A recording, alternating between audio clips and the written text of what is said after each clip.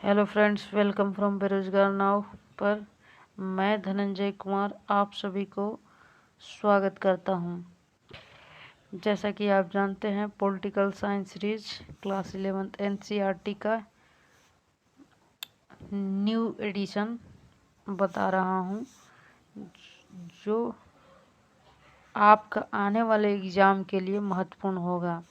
जैसे SI, PCSC exam, railway आदि अन्य अदर एग्ज़ाम के लिए काफ़ी महत्वपूर्ण है। तो आइए बात करते हैं।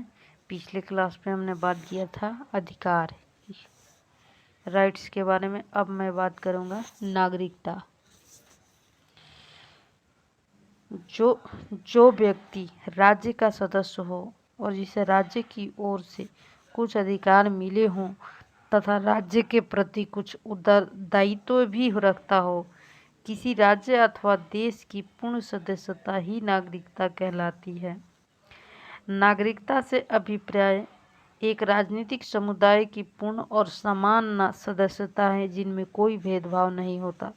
राष्ट्रों ने अपने सदस्यों को एक सामुदायिक राजनीतिक पहचान के साथ ही कुछ अधिकार भी दिए हैं। इसलिए हम संबंध राष्ट्र के आधार पर स्वयं को भारतीय, जापानी या जर्मन कहते हैं। अधिकतर लोकतांत्रिक देशों में नागरिकों को अभिव्यक्ति का अधिकार, मतदान या आस्था की स्वतंत्रता, न्यूनतम मजदूरी या शिक्षा पाने का अधिकार शामिल किए जाते हैं। नागरिक आज जिन अधिकारों का प्रयोग करते हैं, उन्हें एक लंबे संघर्ष के बाद प्राप्त किया है। जैसे 1789 में फ्रांसीसी क्रांति, दक्षिण अफ्रीका में समान नागरिकता प्राप्त करने के लिए लंबा संघर्ष आदि। नागरिकता में नागरिकों को आपसी संबंध में शामिल है। इनमें नागरिकों को एक दूसरे के प्रति और समाज के प्रति निश्चित दायित्व सम्मिलित होते हैं। नागरिकों को देश के सांस्कृतिक और प्राकृतिक संसाधनों का उत्तराधिकारी और न्यासी भी माना जाता है। जो व्यक्ति किसी अन्य राज्य के नागरिक होते हैं और अस्थायी रूप से दूसरे देश में आए हों, संपूर्ण और समान सदस्यता। इसका अभिप्राय है कि नागरिकों को देश में जहाँ चाहे रहने, पढ़ने, काम करने का अधिकार, समान अधिकार व अवसर मिलना तथा सभी अमीर गरीब नागरिकों को कुछ मूलभूत अधिकार एवं सुविधाएं प्राप्त होना है। संपूर्ण और समान सदस्यता। प्रवासी किसको कहेंगे? तो काम की तलाश में जो लोग एक शहर से दूसरे शहर तथा देश से दूसरे देश की ओर जाते हैं, तब वे प्रवासी कहलाते हैं। निर्धन प्रवासियों का अपने अपने क्षेत्रों में उन्हें उसी प्रकार स्वागत नहीं होता जिस प्रकार कुशल और दौलतमंद प्रवासियों का होता है। प्रतिवाद, विरोध का अधिकार हमारे संविधान में नागरिकों के लिए सुनिश्चित की गई अभिव्यक्ति की स्वतंत्रता का एक पहलू है, बशर्ते इसमें दूसरे लोगों या राज्य के जीवन और संपत्ति को क्षति नहीं पहुंचानी चाहिए। प्रतिवाद के तरीके: नागरिक समूह बनाकर प्रदर्शन करें कि मीडिया का इस्तेमाल कर, राजनीतिक दलों से अपील कर या अदालत में जाकर जनमत और सरकारी नीतियों के परखने और प्रभावित करने के लिए स्वतंत्र है। समान अधिकार शहरों में अधिक संख्या झोपड़पट्टियों में अवैध कब्जों की भूमि पर बसे लोग की है। ये लोग हमारे काम के लिए हैं, इनके बिना एक दिन भी नहीं गुजारा जा सकता। जैसे सफाई कर्मी, फेरी वाले, घरेलू नौकर, नल ठीक करने वाले आदि। सरकार, स्वयं सेवी संगठन भी इन्हीं लोगों के प्रति जागरूक हो रहे हैं। सन 2004 में एक राष्ट्रीय नीति बनाई गई जिसमें लाखों फुटपाथी दुकानदारों को स्वतंत्र कारोबार चलाने का बल प्राप्त हुआ। इसी प्रकार एक और वर्ग है जिनको नज़रअंदाज नहीं किया जा सकता है, वह आदिवासी और वनवासी समूह। ये लोग अपने निर्वाह के लिए जंगल और दूसरे प्राकृतिक संसाधनों पर निर्भर रहते हैं। नागरिकों के लिए समान अधिकार का अर्थ है नीतियाँ बनाते समय भिन्न भिन्न लोगों के भी भिन्न भिन्न जरूरतों का तथा दावों का ध्यान रखना है। नागरिक और राष्ट्र।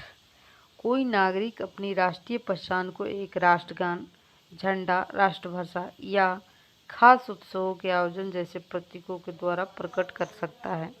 लोकतांत्रिक देश यथासंभव समावेशी होते हैं, जो सभी नागरिकों को राष्ट्र के अंश के रूप में अपने को पहचानने की इजाज़त देता है।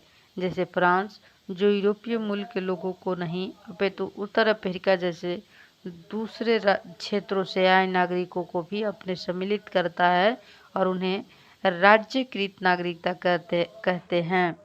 राज्यकृत नागरिकता के लिए आवेदकों को अनुमति देने की शर्तें प्रत्येक देश में पृथक होती हैं। जैसे इजराइल या जर्मनी में धर्म और जातीय मूल जैसे तत्वों को प्राथमिकता दी जाती है। भारतीय संविधान ने अनेक विविधतापूर्ण समाजों को समायोजित करने का प्रयास किया है। इसे अनुसूचित जाति और अनुसूचित जनजाति जैसे अलग अलग समुदाय, महिलाओं, अंडमान निकोबार द्वीप समूह के कुछ सुदूरवर्ती समुदायों को पूर्ण तथा समान नागरिकता देने का प्रयास किया गया है। नागरिकता से संबंधित प्रावधानों का वर्णन संविधान के 3 खंड तथा संसद द्वारा तत्पश्चात पारित कानूनों से हुआ है। राजकीयकृत नागरिकता के तरीके पंजीकरण करा के, देशीकरण करा करके, वंश परंपरा करा कर किसी भू राज्य क्षेत्र में मिलाकर उन्हें नागरिकता प्राप्त किया जा सकता है। सार्वभौमिक नागरिकता किसे कहते हैं?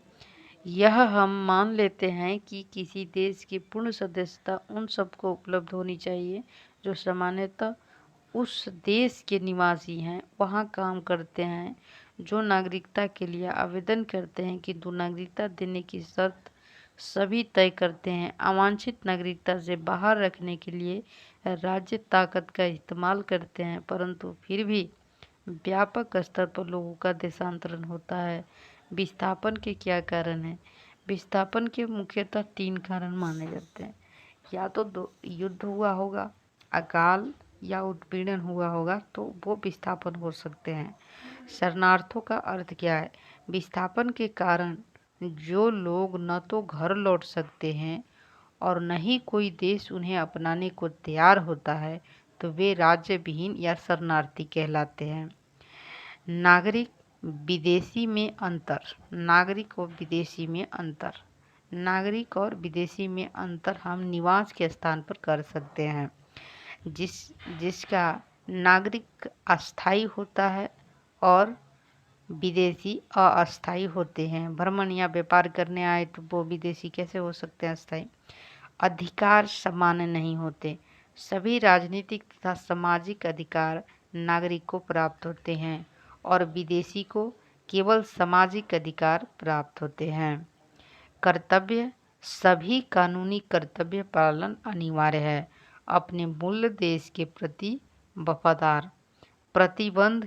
घूमने व निवास का कोई प्रतिबंध नहीं होता है नागरिकों पर और विदेशियों के लिए निश्चित जगह और समयबद्ध निवास करना होता है।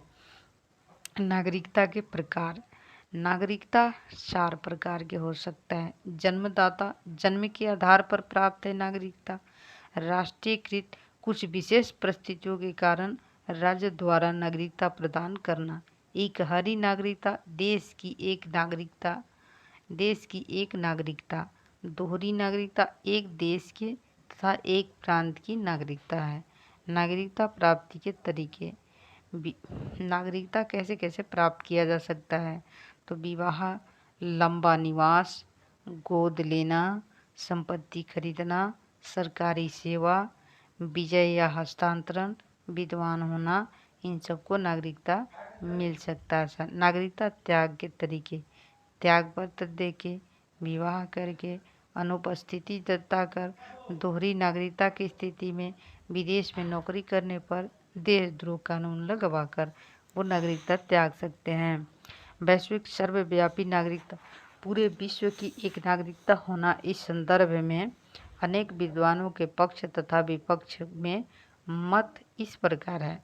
वैश्विक नागरिकता विश्व व्यापार संगठन व संयुक्त राष्ट्र संघ के अनेक देश सदस्य हैं। इन्हें मध्य आदान प्रदान होता है। उसका प्रयत्न केवल यही है कि सभी देशवासी अपना पहचान त्याग कर विश्व नागरिक बन जाएं। वैश्विक नागरिकता नहीं है। संयुक्त राष्ट्र संघ युद्ध रोकने का एक संगठन है। विश्व व्यापार संगठन आर्थिक संगठन है। इसके पास दंडात्मक शक्ति नहीं है। विश्व नागरिकता, आज हम एक ऐसी दुनिया में रहते हैं जो आपस में एक दूसरे से जुड़ा है। संचार के साधन टेलीविज़न या इंटरनेट ने हमारे संसार को समझने के ढंग में भारी परिवर्तन किया है। एशिया की सुनामी या बड़ी आपदाओं के पीड़ितों की सहायता के लिए विश्व के सभी भागों में उमड़ा भावोद्गार विश्व समाज के उभार को और इशारा करता है। इसी को विश्व नागरिकता कहा जाता है।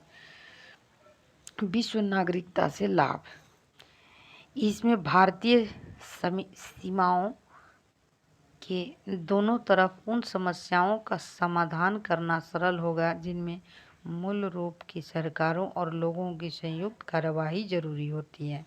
इसमें प्रवासी या राज्य विहीन लोगों की समस्या का सर्वमान्य निपटान करना आसान होगा।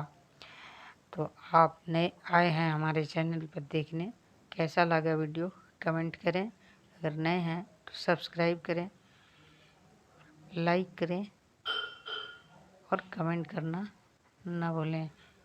धन्यवाद।